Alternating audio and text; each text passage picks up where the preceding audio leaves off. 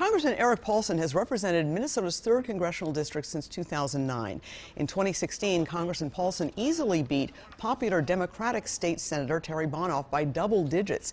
That despite the fact that Hillary Clinton carried the district by almost 10 percentage points. That has made the 3rd district a prime target for the Democratic Party.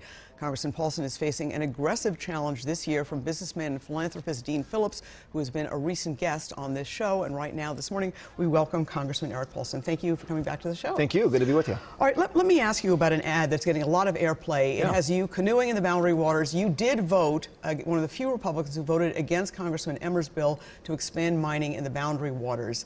Right. Yet, overall, you voted with the Trump administration 97% of the time. How do you square that? Well, a couple things. Number one, there are clearly issues where I differ than the president, whether it's protecting the boundary waters, on trade, on immigration, and when it's important to step out against the president, I'll do so. You know, the 97% number, that's a little misleading on a statistic, and it's kind of interesting because a lot of the views I have are very bipartisan. We've been successful regardless of who the president.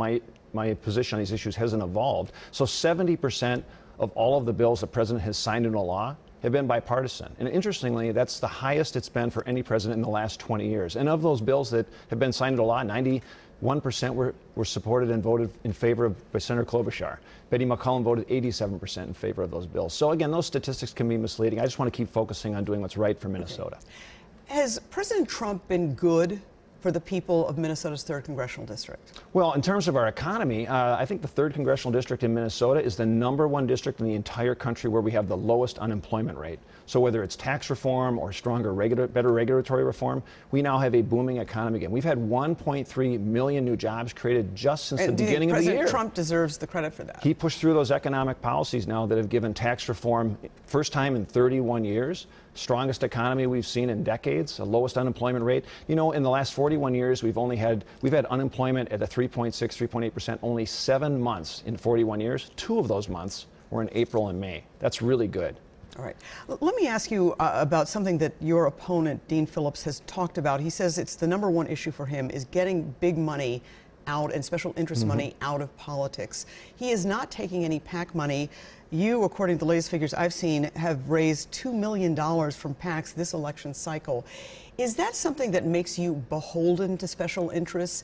And should that count against you, as Mr. Phillips says it should? Yeah, and again, I always vote and do what's right for my constituents or for Minnesota, regardless of who contributes to my campaign. But I don't think it's wrong to take contributions from employees of General Mills or Ecolab or those companies we have in Minnesota. In fact, Dean Phillips has investments in all of those companies that I just mentioned, for instance. He's self-funding, so he's spending his own millions of dollars, money that he has actually made on detention facilities on the border, for instance. Well, I think Mr. Phillips told me that he had only contributed the max individually to his own campaign, and at this point he's not self-funding. Yeah, and I think what he didn't also share is while he's given himself the maximum $5,400, he also said he's done some small in-kind contributions, but that's been over $25,000. And so he wasn't all forthcoming in terms of the dollars he's actually given to his own campaign, and he said he's going to spend more. He's said that since day one. $25,000 in the scheme of political things is not a lot of money these days when you've but raised... it's 5 times the legal limit. So he was a little misleading in terms of saying what he said he would not give 1 penny more,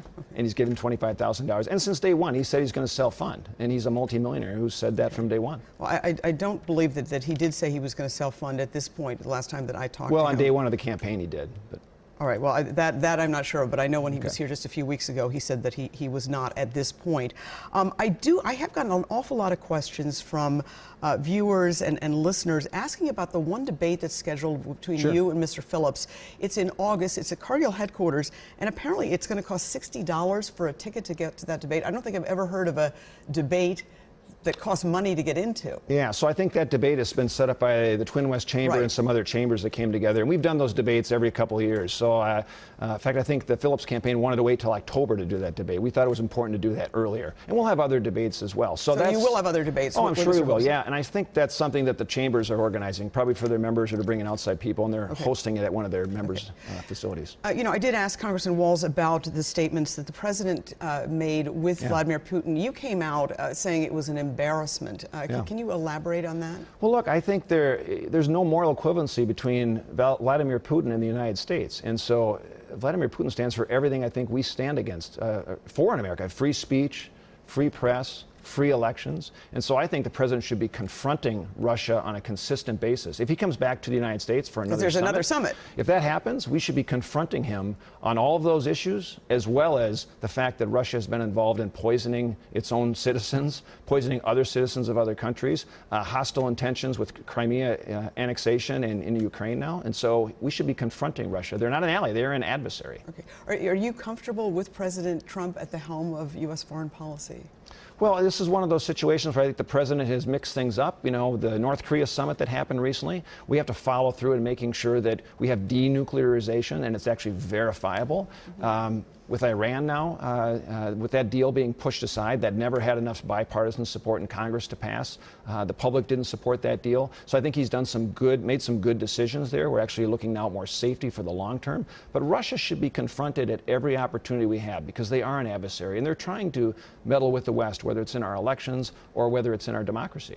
All right. Well, Congressman Eric Paulsen, thank you so much. Always a pleasure. Yep, thank you.